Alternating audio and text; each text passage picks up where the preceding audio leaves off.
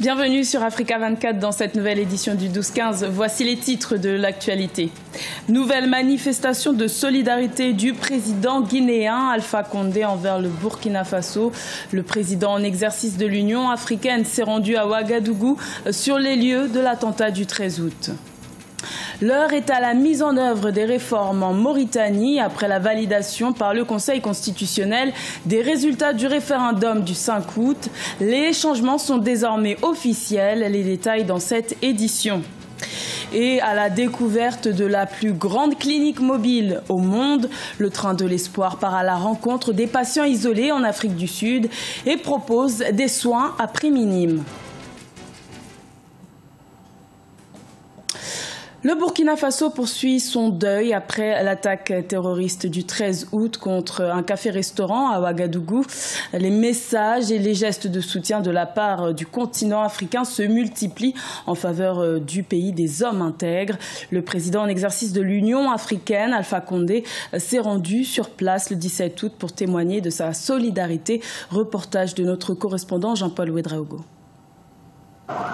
Annoncé à Ouagadougou dans le cadre de l'attaque du café Istanbul qui a fait 18 morts et 22 blessés, le président guinéen Alpha Condé est arrivé dans la capitale burkinabé dans l'après-midi du 17 août 2017.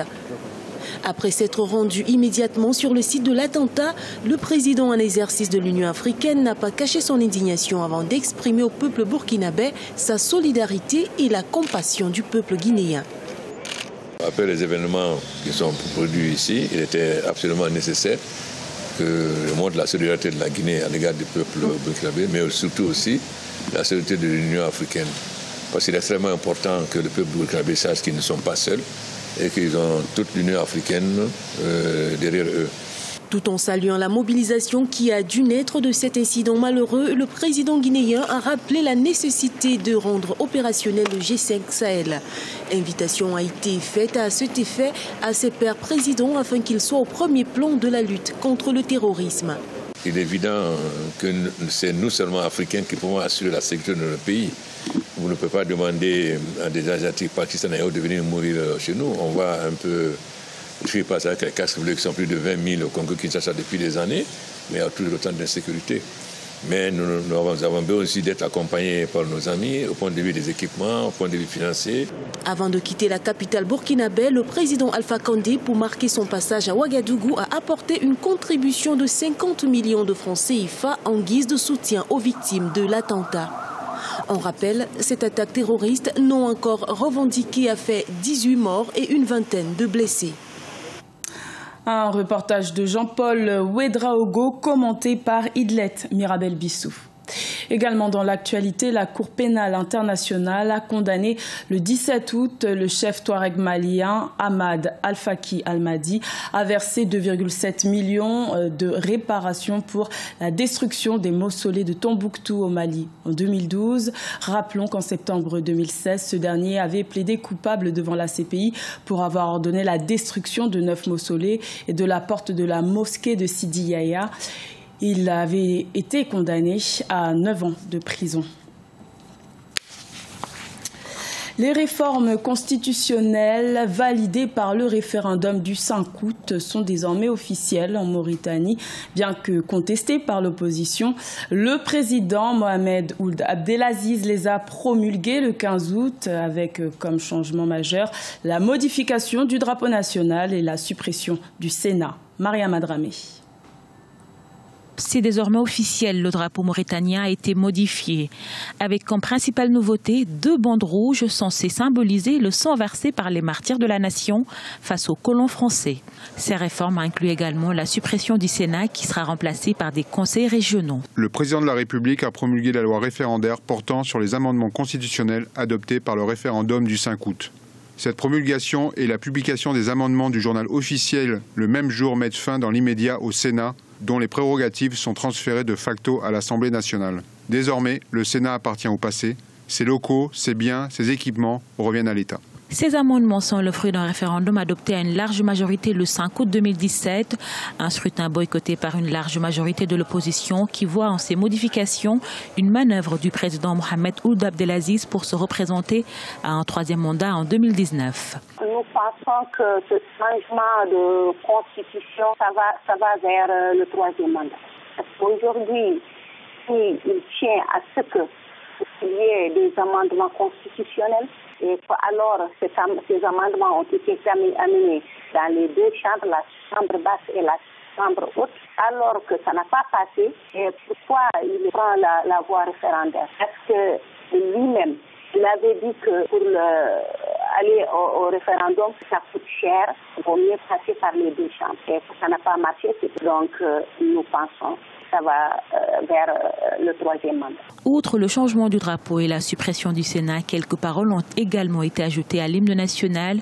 Vent debout contre une suppression de leur institution. Les sénateurs s'étaient opposés à la modification constitutionnelle. Un sénateur a mené la fronde, arrêté le 11 août et toujours détenu par la police dans un lieu inconnu. Une arrestation jugée arbitraire selon son avocat. En Tunisie, le taux de croissance économique au premier semestre 2017 aurait atteint 1,9% selon les derniers chiffres officiels publiés.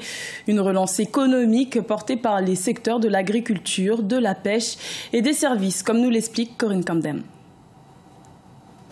Les secteurs de l'agriculture et des services marchands au secours de l'économie tunisienne. En effet, selon l'Institut national de la statistique tunisien, ils auraient contribué au cours du premier semestre 2017 à la relance de la croissance économique en Tunisie, estimée à 1,9%. Les deux secteurs ont réussi à réaliser des croissances respectives de 3,8% et 4,3% malgré une régression de 2% de l'activité industrielle due à la chute extraordinaire à hauteur de 14% du secteur de l'extraction du pétrole et du gaz. Les indicateurs de croissance au premier semestre de 2017 confirment les estimations du gouvernement qui a annoncé un taux de croissance aux alentours de 2,5% à la fin de l'année. Le taux de croissance réalisé aurait été de 2,3% au lieu de 1,9% si les indicateurs hydrocarbures n'avaient pas baissé. Si le taux de croissance a été de 1,9% lors du premier semestre 2017, ce chiffre est encore jugé faible et en dessous des prévisions par Rida Saïdi, conseiller économique auprès du chef du gouvernement.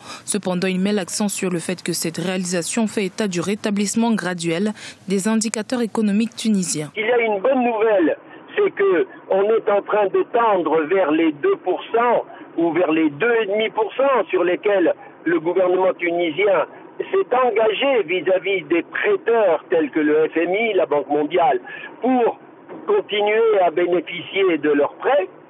Mais d'un autre côté, cette augmentation n'est pas due à une politique clairement annoncée, clairement menée de création de richesse, par exemple les réformes fiscales, les réformes du code d'investissement.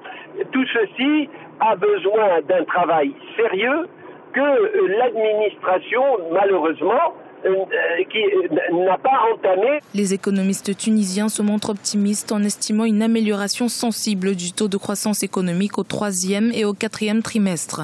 Ce notamment grâce aux bons indicateurs dans les secteurs du tourisme avec une progression entre 28 et 30% et de l'agriculture où les prévisions sont très bonnes, notamment pour les céréales et l'huile d'olive. Il s'agit de la plus grande clinique mobile au monde avec près de 24 millions de patients pris en charge depuis son élaboration en 1994. Le train de l'espoir basé en Afrique du Sud part à la rencontre des patients isolés pour leur promulguer des soins à prix symbolique. Un geste solidaire à découvrir avec Idlet Mirabel-Bissou. The Train of Hope, ou le train de l'espoir, est une clinique mobile qui offre des soins de santé gratuits à des milliers de Sud-Africains. Communément appelé le train Pelopepa, la clinique composée d'une rame de 19 voitures sillonne en Afrique du Sud pour offrir des soins de santé abordables aux populations dans des régions reculées. What we have observed as we travel with the Pelopepa train. En voyageant avec le train de Pelopepa, dans la plupart des provinces, nous nous sommes rendus compte que les patients vont quand même dans les hôpitaux classiques. Ils font des bilans de santé, seulement ils attendent longtemps avant de respecter les consignes des médecins, surtout les patients du service ophtalmologique. the very same day they are going to receive their pair of spectacles. Lors d'un récent arrêt du train Pelopepa à Delmas, une petite ville agricole située à l'est de Johannesburg et peuplée de quelques 7399 résidents, des files d'attente se sont formées pour des consultations et des soins. Ce n'est pas la première fois que je viens me faire soigner dans ce train. Pour cet arrêt à Damas, je me suis fait prendre ma tension artérielle par des professionnels. J'étais aussi en ophtalmologie et dans l'ensemble, il y a des progrès. En Afrique du Sud, plus de 80% de la population compte sur des hôpitaux financés par des fonds publics. Le train de l'espoir comprend une clinique ophtalmologique, un service de médecine générale, des soins dentaires, des services de psychologie et une pharmacie entièrement équipée. Depuis sa création en 1994, plus de 23 millions de personnes en Afrique du Sud ont bénéficié des soins de la clinique ferroviaire. Ce journal a été réalisé par l'ensemble de la rédaction. Merci de votre fidélité. Retrouvez dans un instant une nouvelle édition de l'information sur Africa 24.